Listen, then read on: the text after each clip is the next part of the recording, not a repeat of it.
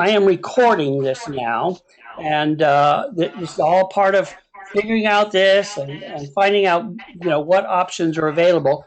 So I'm recording it tonight to see how I can make that available to people who may not be able to join us on a particular evening, and maybe we could have some sort of an archive set up that, or maybe you wanted to just rehear something. I can't imagine why you'd want to listen to my voice again, but maybe you're a glutton for punishment and you want to listen to it again. And so we're going to find out how I store that, where it goes, what kind of limits I have, and that kind of stuff. So that's another reason why we're kind of starting out slow.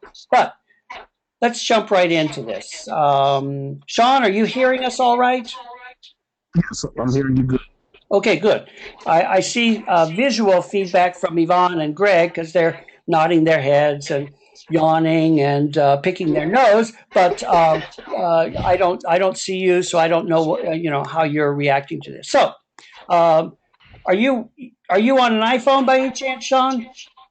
Yeah, I'm on my phone right now. Okay. Are you seeing the slide? Yes. Good, good. That's perfect. It's just fine. That's the way it's supposed to be. So, how do we remain encouraged, or how do we keep practicing sometimes when we're all alone? Many of you are, in fact, every one of you, except for Sean, who lives close to the temple and is just beginning his relationship with the temple. But many of you, well, all of you, pardon me, practice by yourselves or in places. Well, Yvonne practices, with the Las Vegas temple, so she has access to the temple and people who can encourage her. But Greg doesn't, and last week Patty was here, and Patty lives in Virginia, and she doesn't. And Neil was online. He said sometimes on Monday nights it's going to be a little difficult because he's got uh, children duty, and it's challenging sometimes to get them to bed. So, but Neil lives alone as well, and there are others who, from time to time, may choose to join us, like Peter last time. He also practices alone. So, how do we stay encouraged and keep practicing? It isn't easy to be the only person you know in your daily environment. And I'm just reading now. I'm not a big fan of PowerPoint, but with this kind of setup, we sort of have to use it to a certain degree. So, how it isn't easy to be the only person you know in your daily environment who practices Buddhism. So, I would like to provide you with some ideas. These are just my ideas on how to stay committed to your path towards enlightenment. Okay. Oh, how do I work PowerPoint? Okay, no. So, first thing I recommend, and actually, this is what many professionals, motivation people who uh, give motivation speeches about how to stay motivated, um, uh, outline some of these same procedures. So, this is not unique to me, nor is it original. I'm not that creative when it comes to these kinds of things, but this is kind of what I do. And so, first off, you need a goal. And this goal should be, so what is your goal? What's your reason for practicing Buddhism? What are some things that you would like to accomplish in your life? And these are, I think, should be small picture items. So instead of saying, well, my goal of practicing Buddhism is to become enlightened, that's a big picture. What would you like to do this year?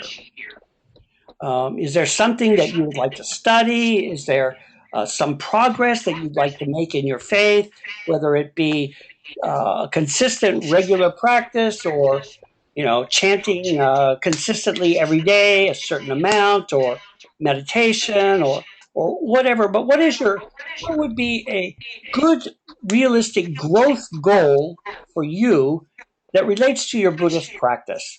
And also goals that would relate to your daily life, such as maybe learn something new, take up a new hobby, or write, or paint, or garden, or take a trip someplace. It could be anything.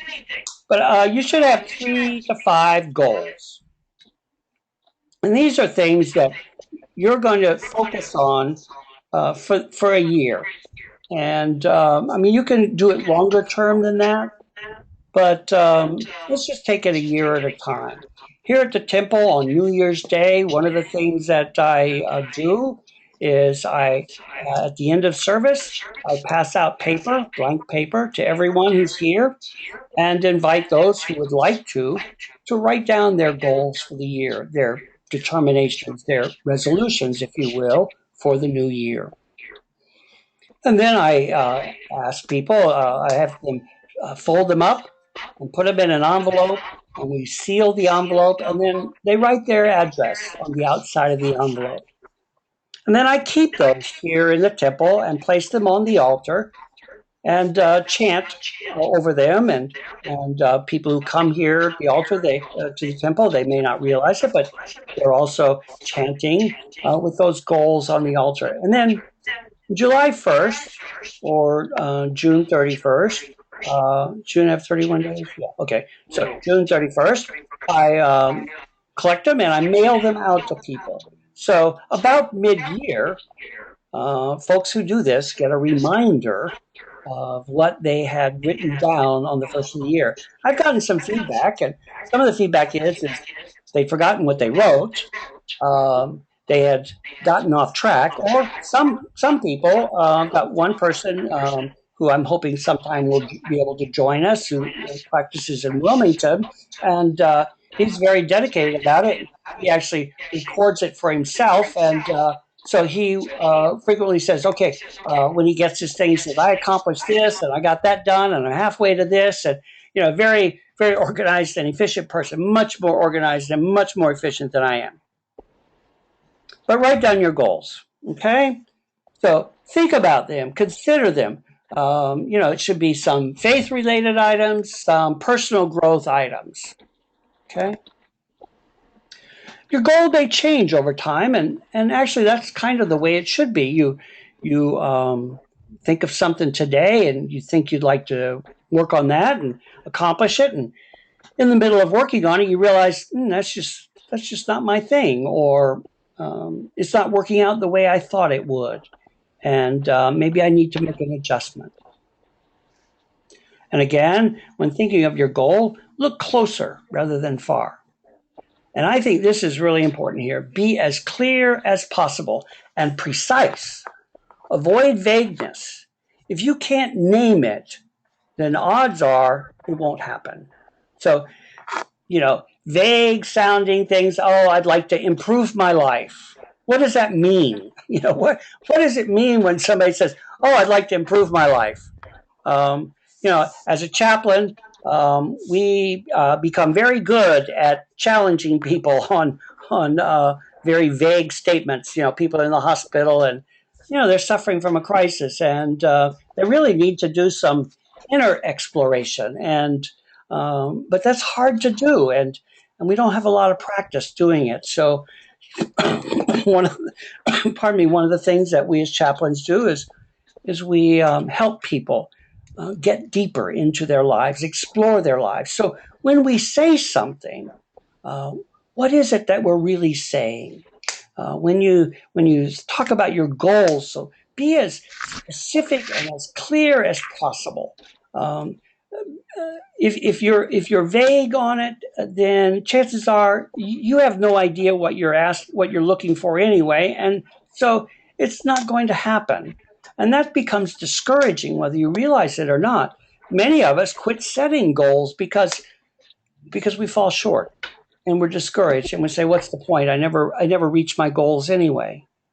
Well, step back for a moment and think about some concrete, specific things that you would like to do in, say, the next 3 or 4 months of this year. Okay, 3 months of the year. Tomorrow, next day, Wednesday's October 1st. So we'll have 3 months left in the year. Think of something that in the next 3 months you would like to do. Maybe it's just read 2 books. Maybe it's to develop a habit of studying Buddhism 20 minutes a day. And I'm a big fan of 20 minutes of study of Buddhism a day. When I first began practicing Buddhism way back when I was 19, I didn't know diddly squat about Buddhism. I thought I knew something about it, but in reality, when I actually rubbed up against real Buddhists and people who are practicing Buddhism, I realized I don't know anything. I know some college textbook information that is so general and so vague and so non-specific that it really is meaningless. So I realized I didn't know anything about Buddhism. Well, I needed to correct that. And in order to be a good Buddhist, I need to know what Buddhism taught and what it stood for and what it's all about. Because maybe if I studied it, I might not want to be a Buddhist. It might be something I disagree with. So at that particular time, I was encouraged to study 20 minutes a day. Now, I was 19 years old in the Marine Corps. I was incredibly busy. I remember once going to one of my leaders and saying, my goal was to chant an hour Odaimoku, do morning and evening gongyo, study 20 minutes a day, and go to activities. The organization that I was practicing with at the time had nightly activities, and I was on the East Coast of North Carolina, and the nearest meetings were like 2 hours away, and meetings were 2 hours. So, that's 6 hours of activity at night. And so I went to one of my leaders, one of my teachers, and I said, I don't have time. How do I get this done? And he said, well, what's the first thing you do when you get back to the barracks after your workday ends? And I said, well, I sit down on my footlocker and, this is an open squad bay barracks. And this is back in, 1969, 1970. And I said, well, the first thing I do is I come back to the barracks and I sit down on my footlocker and I smoke a couple of cigarettes and, take my boots off and kind of slowly get out of my uniform and, get dressed and head on over to the chow hall. And he says, okay, what would happen if instead of putting cigarettes first or, just relaxing first, if instead of putting that as your first goal, why not put your Buddhist practice as your first goal and then let the other stuff find its time in your life? So I didn't quit smoking then, but I did quit smoking when I first got home or got back to the barracks, and I began to just apply that. So first thing I would do when I get back to the barracks is I would sit down and I'd chant. And you know what? I began to see that I really had time to get all that in that I wanted, all the important stuff that I wanted done. But I had to know what my important stuff was, and I had to know what's interfering with my important stuff.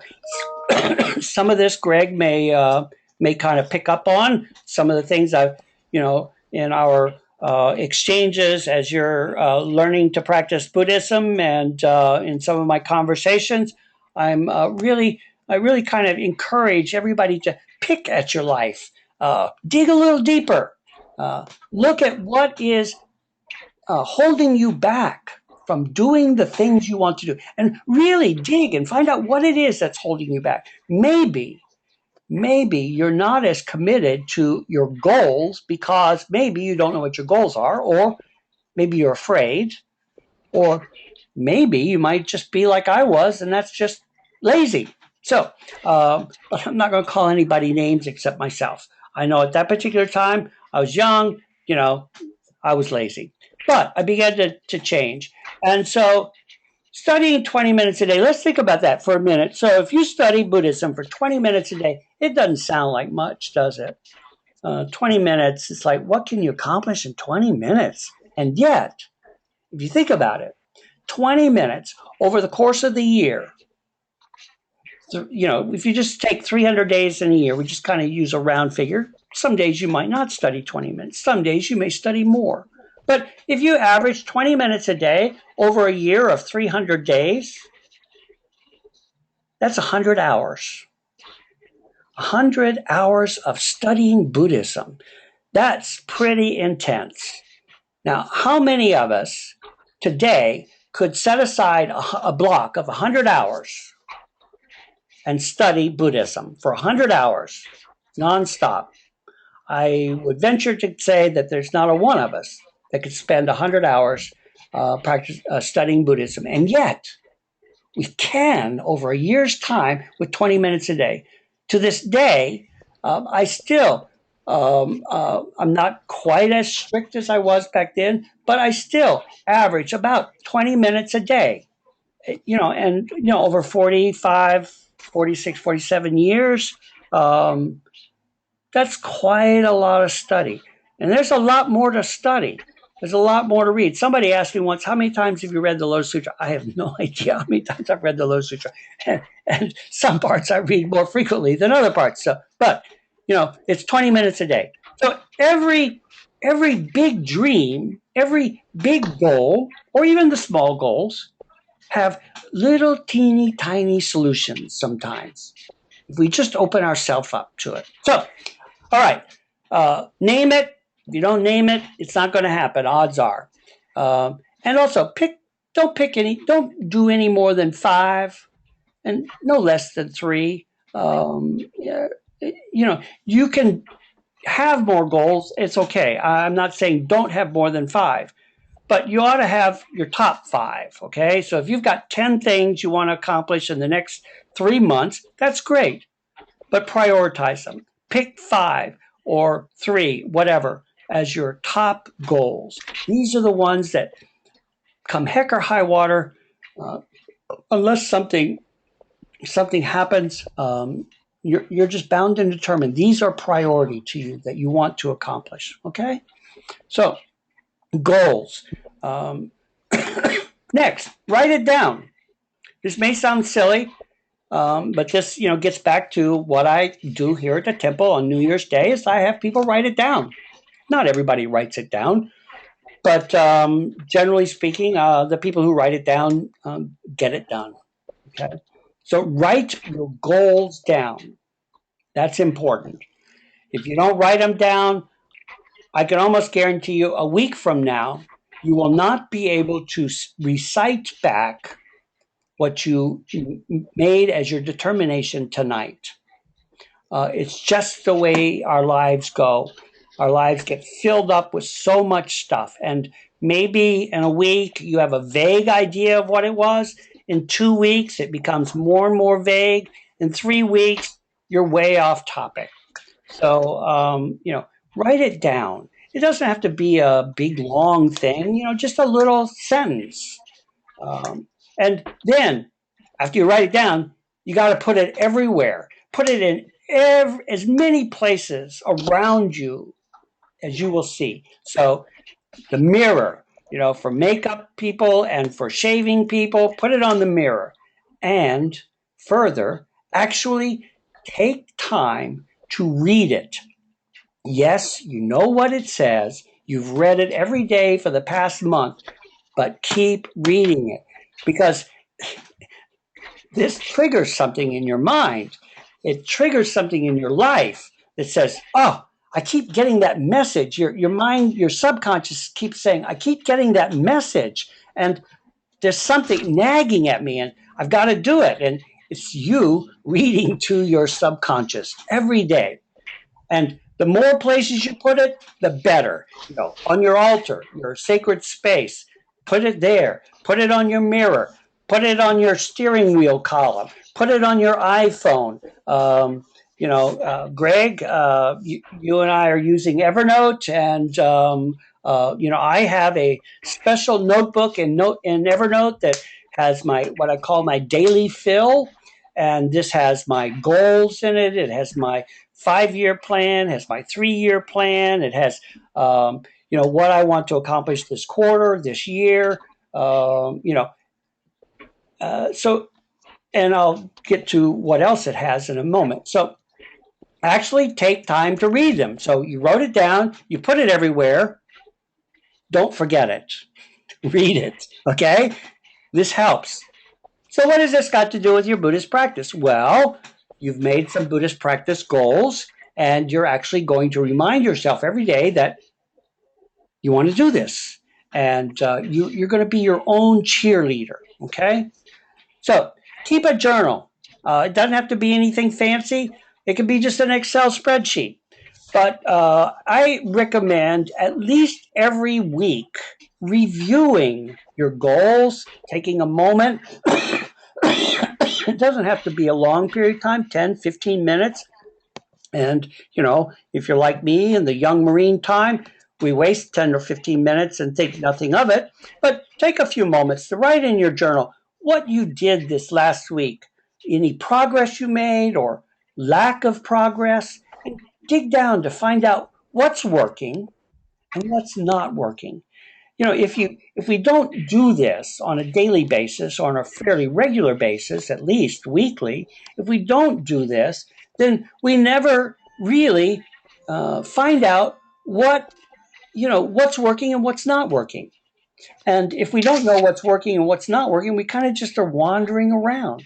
So you're doing your daily practice, and it's really irregular, and it's hard to get it done in the morning, or maybe some mornings you get it and some mornings you don't, and some mornings it's 10 minutes and some mornings it's 20 minutes and some mornings it's just jumping out of bed and rushing out the door. All right, so your daily practice isn't working. Why isn't it working? Well, we each have to answer our own question why it isn't working. But if we don't ask, then we just keep wandering around, and eventually maybe we may get discouraged, and we may say, oh, it's too hard to do by myself. I can't do it by myself. I don't have anybody to encourage me. No, you don't, except yourself. Sometimes that's all we have. I'm here at this temple, but who keeps me going? There's no one here to hold me accountable to my practice. There's no one here to cheer me on. There's no one here to, come and say, how's your practice going? How's your chanting, and how's your faith? So, really, fundamentally, we're all alone. Okay? When it comes to enlightenment, you're on your own. We walk the path together. We may at times walk side by side. At other times, our paths may veer, but fundamentally, we each have to walk that path ourselves. Okay? So keep a journal. Find out what's working. Maybe you have set a goal of some ridiculous amount, perhaps, for your life. Maybe you've said, oh, my goal is to 45-minute gongyo in the morning, including chanting and sutra reciting. And you're just all over the place. And maybe 45 minutes is not realistic. This is adjusting your goal, saying, okay, well, right now, my life hasn't settled down. I'm not there yet, and that's okay. It doesn't mean I'm a terrible person. It doesn't mean I'm a weak person. It just means I'm not ready for 45 minutes of practice every day. It's just not working. So back up, change your goal. See if 30 minutes work, or see if 20 minutes work. Or maybe it's 10 minutes. Maybe 10 minutes is where you settle down and you can do 10 minutes every day, 6 months, 10 minutes a day. Wow, that is fantastic. That's better than a real hit and miss practice. 10 minutes a day, that is phenomenal. Especially when you compare that to maybe what you were doing before, which was 3 days out of 5, you weren't doing anything. Some days, one day you might do 45 minutes, and then 2 days in a row you might do 5 minutes. All over the place. It's nothing consistent. It's hard to change your life if there's no consistent, persistent, regular, all those kind of words, effort. And so 10 minutes a day is wonderful. If you can do 10 minutes a day, wow. 10 minutes a day over a year's time, somebody do the math real quick. Anyway, you get the idea. It's a lot. And, every habit starts out small, or a lot of habits start out small. But over time, we can make change. Greg, you're taking night classes. Yvonne, I'm not sure what you're doing, but, Yvonne, you've raised children. And Greg, you raised children. And Sean, I don't know where you are, but you know, when you raise children, you don't all of a sudden raise a 17-year-old kid. That 17-year-old kid or 17-year-old child becomes a 17-year-old child because every day, day by day, you taught them. You were their model, their teacher, sometimes their adversary, but you got them to 17 years old one day at a time.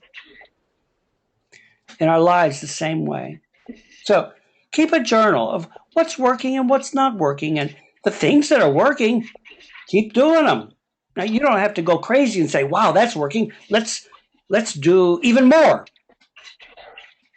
It might not work.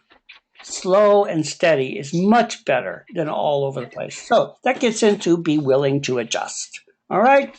So you got to go write it down. Now, this is important. And this is something that we don't do often. And that is, why is that goal important to you? So don't just think of the goal, but think of why you want to do that goal. So what are some positive outcomes that will result from your goal? Maybe your goal is one of a sequence. So the reason why you want to accomplish this goal is so that you can move on to another goal. Make this why as meaningful to you as possible. And you can be as vague and as nebulous and as flowery as you want to be, as long as it's meaningful to you. Okay? So, why is your goal important? Write that down too and review it frequently.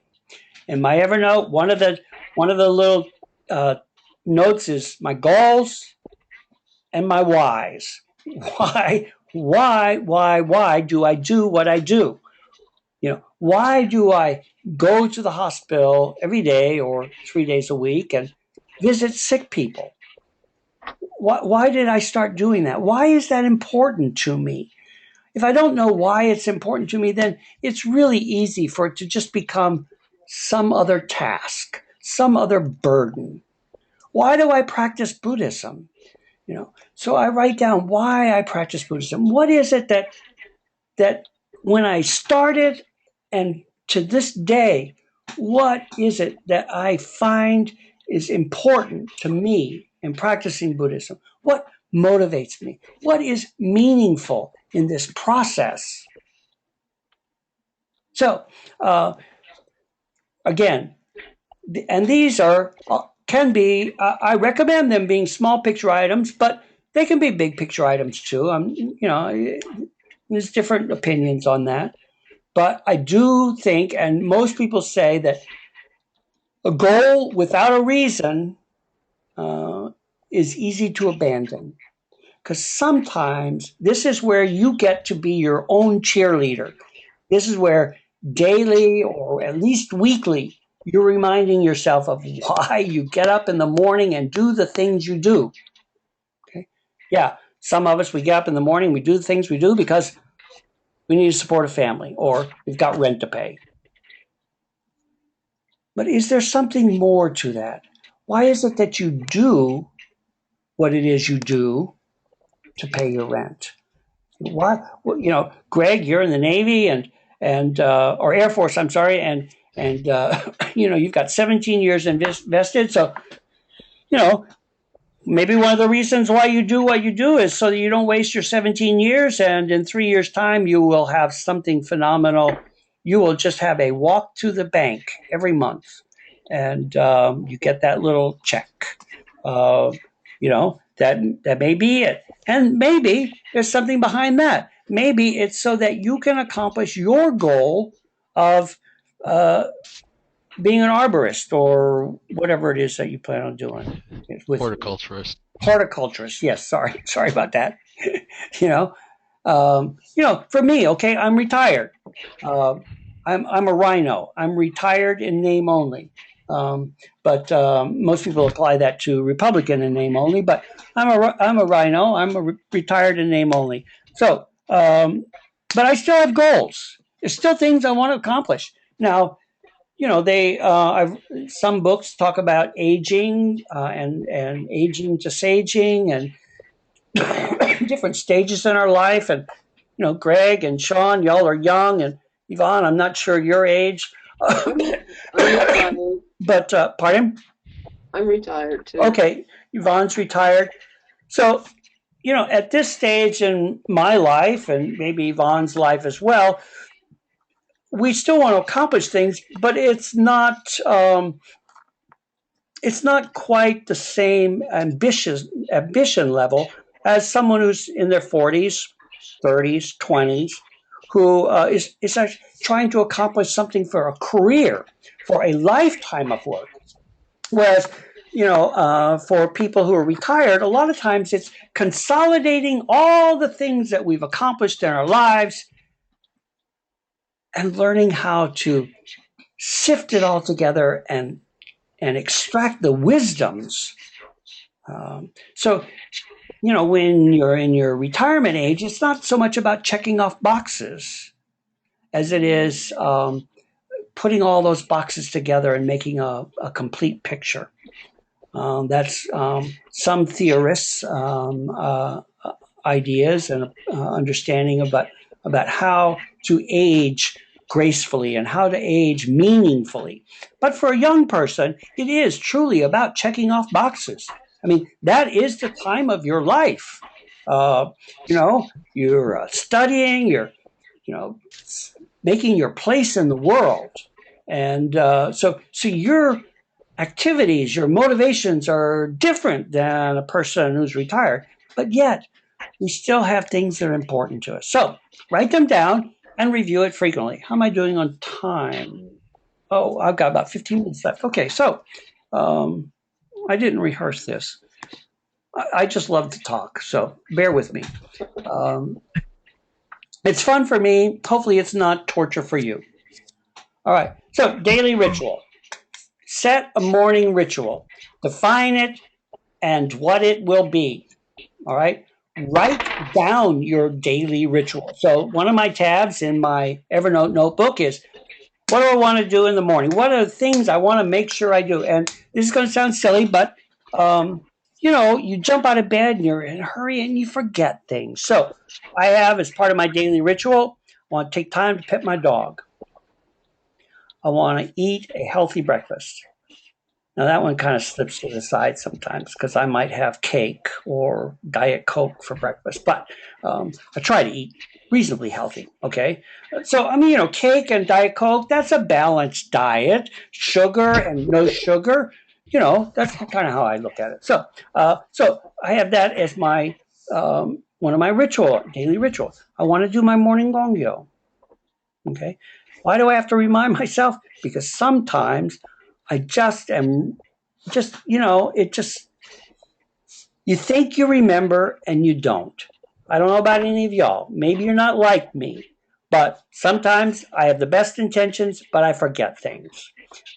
Life gets in the way, like this morning, I woke up at 1:30 in the morning and wasn't able to get back to sleep. So, I took advantage and I'm very generous with myself. And when I can't fall back asleep, when I can't get back to sleep right away after waking up to go to the bathroom, then I just allow myself to get up and I don't stress over it. And I write until I'm tired and maybe I can go back to sleep again. Well, this morning I wasn't able to go back to sleep and I felt okay. So, I just went on to work and I was tired when I got home, took a nap. But sometimes life gets in the way. Sometimes I'm just really groggy and I'm tired. And even though I slept for 9 or 10 hours, I've got some health issues. And so sometimes I get drained and maybe sometimes I overwork myself. I don't know, but I have fun. So as long as I'm having fun, it's okay. But in the process of having fun, I might forget things. So I write it down and I try to review it every morning. Now, am I perfect? No. I won't stand here and lecture to you and say, I do this every morning. But most mornings, 9 mornings out of 10, yes, I do it. I'm really very, anal retentive about reading my daily goals, reading my daily ritual, reminding myself, go pet the dog, take a few moments, just sit down and pet the dog and let her know that, she's important in my life, and just spend a few moments. Besides, petting a dog is very therapeutic. So set your daily ritual. It doesn't have to be long, doesn't have to be complicated, but just think about some things that are very meaningful to you, that are important to you, that help you feel like you're setting your day off to a good start. Now, follow it. Actually do it. Okay? And again, review what works and what doesn't. And be willing to make changes. I'm venturing to say that most people, if you wrote down your goal, you are not using up the last sheet of paper in the world. Okay? There's another sheet of paper someplace else, or the back side of it. The point is just because you write it down, we're not writing in stone. Okay? We're writing on disposable paper and ink. So if it doesn't work, crumple it up, throw it away, write something else down. Be willing to this is fluid. This is, you're not locked into this. All right. So what motivates you? This gets back into why you want to accomplish your goals. So why is that goal that you set important to you? Now, what motivates you? Identify the things that motivate you. I'm kind of got a little bit blurry here, but or a little bit kind of mixed up. But what motivates you? Identify the things that motivate you. So, for me, my Buddhist practice, how can I enable other people to learn about the Dharma, to stay encouraged, to attain their own enlightenment? Why do I do my chaplain work? What motivates me about my chaplain work? The ability to sit with a sick person or a dying person and be witness to their life and let them know that their life matters. Not everybody dies with family. Not everybody gets sick with support. But to just be with them, spend the time with them, smile at them, hold their hand, or just breathe with them. So write down the things that motivate you and review it constantly. And whereas why your goals are important are specific because they are dealing with your goals, and goals are small picture items. What motivates you is the really big picture items, okay? So these are the grand scheme. These are your best moments, okay? All right. So that concludes my little presentation. Okay, how about, let me get back to the screen with people's faces. Okay, we're awake. All right, wonderful. Questions, comments, ideas, thoughts? Well, let's see.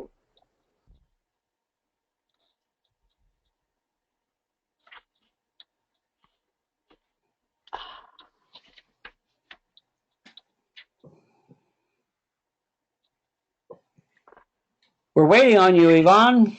You waiting on me? It looked like you were going to say something.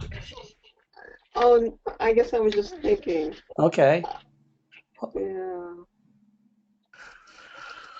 Well, it does kind of put it more into perspective too. To do it like that and start getting that regimen as opposed to just saying I'll take 20 minutes and specify when those 20 minutes are. For dedicating your time to study or for those particular goals, which is something that I work towards on. I kind of stick with my schedule when it comes to working, but when it comes to my daily life, I just kind of fit it in as it goes along rather than trying to keep that same regimen. Okay. Yeah, and I didn't quite hear everything you said, but for a person with a flexible schedule, it may mean looking at I had one patient I visited a couple of weeks ago who is a dialysis patient, and I don't know if any of y'all are familiar with dialysis, but you go to dialysis one day and you're wiped out. Okay, what they're doing is they're taking all the blood out of you and filtering it and then putting it right back in you. And that is a very draining experience. You're tied to a machine for 4 to 6 hours or so, plus your travel time to get to the dialysis unit. Um, and when you're done, you're wiped out. You're just you're lucky you can make it home, and then you sleep. So his schedule, he says, I operate on a 48-hour schedule. Okay, so day one, dialysis and rest, and day two is all the things that he would have done on day one and two. So he's got lots of energy because he's got nice, good, clean blood, and on day two, he just does as if it was one and two. He makes the most of his second day. So he says, I just kind of plan things like I've got 48 hours and 24 of them are going to be sleeping or in dialysis. So, if you've got a flexible schedule, maybe you have to look at your time in a larger chunk than just 24 hours. Or maybe you've got one day that's like this and another day that looks like this, and maybe you might have to have 3 or 4 different schedules, and you say, okay, well, when my day looks like this is my schedule, and when my day looks like that, this is my schedule. And be flexible with yourself, be generous to yourself, be kind to yourself. There's a whole bunch of people out there who may not be kind to you, but we should be kind to ourselves first and foremost. Absolutely. Absolutely. Can I say something? Of course, please. Oh, probably everyone wants to increase and have a better daily practice, but how does a better daily practice help us when we're consistent about practicing? Okay. I'm not. Let me make sure I understand your question. So, if I said one way of interpreting what I said when I said that was that maybe I'm doing 20 minutes of Odaimogu today now, and I'd like to increase it to an hour. Or maybe I would. That's one way of looking at it, and I'm not a big fan of necessarily doing that. When I'm talking about a better daily practice, I'm talking about being very intentional about when we're reciting the sutra. How many times do we find our mind wandering? How many times do we have something that we're going to do next? Maybe get dinner. Maybe it's, when I was younger, it's, go back to the barracks. I'd be chanting, but I'm thinking, okay, well, I got to get dressed. I got to get in my car. I've got to stop at McDonald's. I got to go to a meeting, stuff like that. Okay. So that was my Odaimoku. Now, is that like ideal? No, but that's where I was. Okay. So having a better daily practice is saying, at least for 5 minutes, I want to think about chanting. Okay. Maybe the other 15 minutes, my mind will be distracted. But for 5 minutes, I'm going to really focus on my practice. I'm going to really try and bring it into my life and really feel it at its core. Or maybe, just as I have Greg working through the 35-day practice guide, Yvonne, I don't know if you've read the 35-day practice guide or not, but yes? Yes, I did. Okay. I did. So, Reverend Tonight gave me the book guide.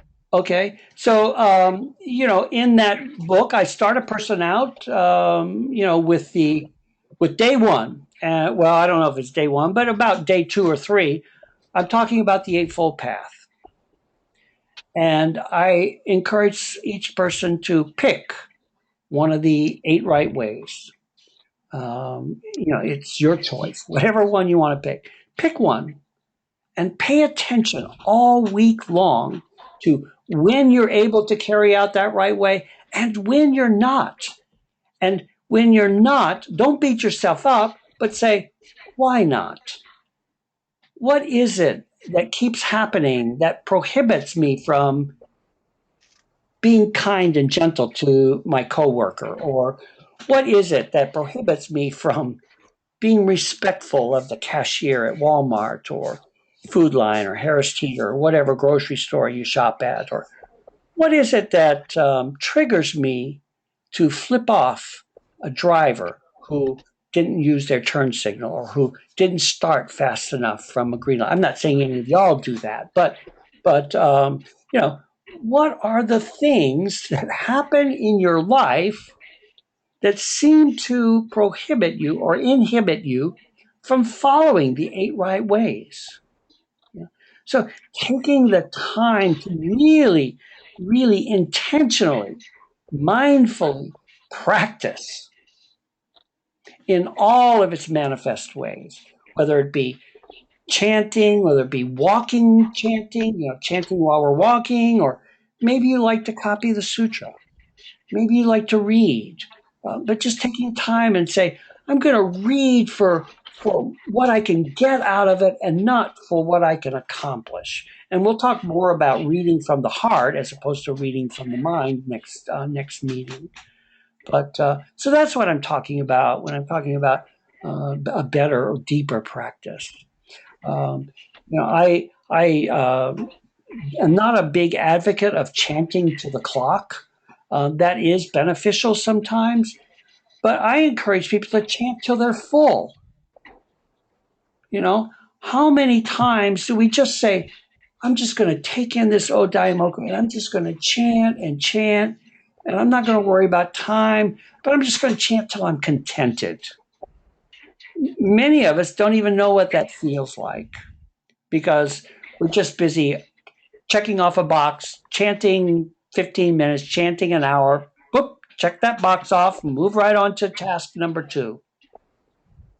But just chant just because you enjoy it, just because it brings you peace, just because it grounds you, just because it centers you. Any number of those things. And we have a thing in Chaplain, we try not to use the word just because nothing is just something. It's always greater than that. But if we can chant with that kind of intention, with that kind of joy, with that kind of appreciation and gratitude, then we can experience the Odaimoku and the Lotus Sutra in ways that we may never have experienced before. Does that answer your question? Yes, it really does. Okay, good. Greg, how are you taking all this in? Well, being so new at it, when you're talking about chanting, I do Odaimoku, and up to this point, mostly focused on chapters 2 and 16. Right. And after that, I've kind of all over the map. I didn't know if it'd be better just start from the beginning of the Lotus Sutra and work my way through, or what would be the reading of it, if it would be a good part of the practice. Yeah.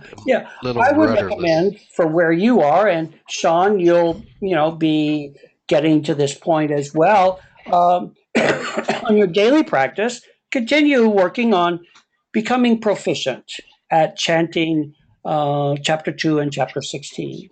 And then with your remainder time, chant no daimoku. Hopefully you've set aside, I don't know what your personal goal is. You can share it. You don't have to share it, but say you've set aside 15 minutes of practice every day. That's going to be your foundational practice. And whatever you can get done in 15 minutes is your goal. Your goal isn't to do so much as it is to fill up so much time. And this is contrary or counter to what I just got finished saying, but I think when we begin looking at time as a safe parameter for our practice can be very beneficial. So in the beginning, you set up a time or a time amount that you can consistently do on a daily basis, and you fill that with as much practice as you possibly can. Your goals in the beginning are to become proficient at chanting chapter 2 and chapter 16, and then chanting Odaimoku. Now, the nice thing about chanting Odaimoku is that you can do it anywhere. You can do it while you're driving. You can do it while you don't march in the Air Force, but you can do it, while you're getting ready for an inspection. You can do it on your way to the chow hall. Do you eat in the chow hall or mess hall, whatever? We do have them. Huh? But we do have them, but it's for the young enlisted. Oh, okay. So, well, but you eat, right? Yes, yes. Okay.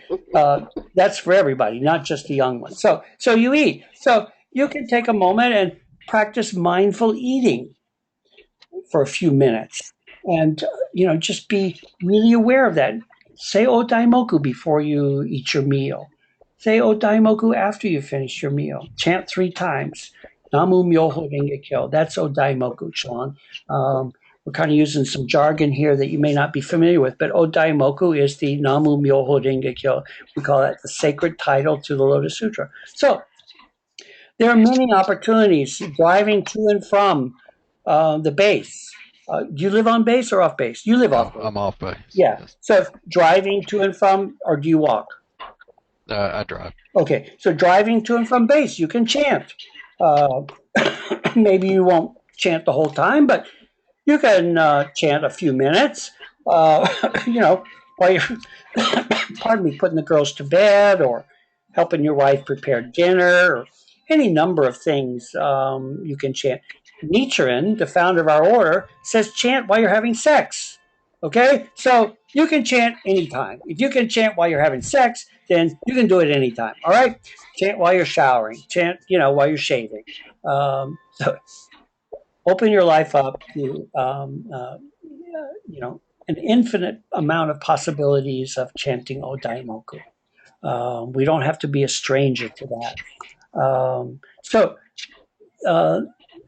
that's how you can do the chanting and just focus in the morning on getting proficient at the Hoben and chapter 2 and chapter 16.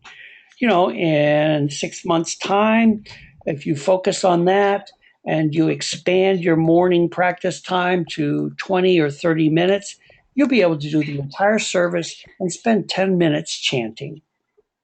It doesn't seem like it may be now that you'll be able to do the whole service and have 10 minutes to chant in 20 minutes, but you will reach a point if you become proficient at chapter 2 and 16 now. You will reach a point soon, sooner than later, where 20 minutes in the morning will allow you to do the whole morning service and 10 minutes of Odaimoku. That sounds, that's just really, that's a really nice, comfortable place to be. It's a nice way to begin your day. And Sean, if you pursue this and continue, you will too, as well become. You did really well yesterday, chanting, joining with us. In no time at all, you too will be able to chant like a professional. We all start there at the beginning. Yes, Yvonne, didn't we? Oh, yes. Yeah. Oh, yeah. Yeah. So, well, I want to respect y'all's time. So what we will do now is I'm going to mute everybody. We will chant Odaimoku 3 times. Let me tell you. I don't know if I told you or not, but not this Wednesday, which is the 1st, but next Wednesday, which is the 8th, I'm going to start doing Shodaigyo on this go-to meeting site. And we're going to do we're going to go back to the origination of Shodaigyo as it was originally begun, which is, pardon me, a little bit different than how we have been teaching it in America. So, pardon me, we're going to go back and look at the foundation and the roots of Shodaigyo, which is our meditation service. Okay. And so, beginning on the 8th, on Wednesdays, every Wednesday that I'm able, some Wednesdays I won't be because of my calendar schedule. So, I'm going to try and keep it as regular as possible. But I can say that probably from now till the end of the year, it's going to be a little bit irregular. But I would like to go ahead and get us started in that routine for those of you who would like to join on Wednesday evening, either in temple or on stream. Of course, Greg and Yvonne, I know you can't be in temple, but Sean, I don't know what your schedule is, but you're welcome to come. And we will do Shodaigyo. There'll be some instruction, and then it'll just be the meditation service.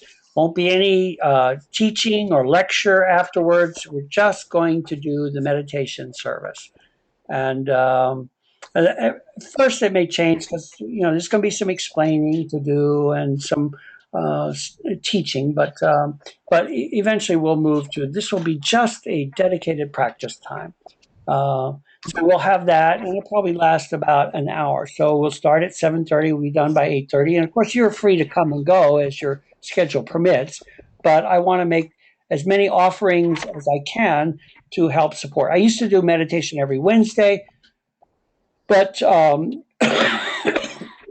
because of my schedule and I didn't have this arrangement set up, I kind of let it lapse a little bit.